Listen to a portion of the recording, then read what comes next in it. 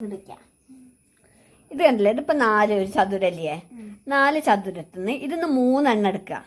3 ഈർക്കൾ എടുക്കുക.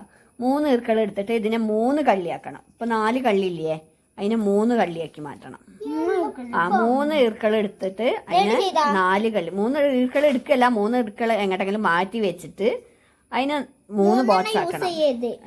യൂസ് ചെയ്യണം. ആ 3 എണ്ണം എടുത്തിട്ട് 3 കള്ളിയാക്കണം. ഇങ്ങനെ എന്തൊക്കെയോ ആണ്. 3 എണ്ണം എടുക്കാൻ പാടുള്ളൂ, ഉള്ളത് മുഴുവൻ എടുക്കാൻ പാടില്ല.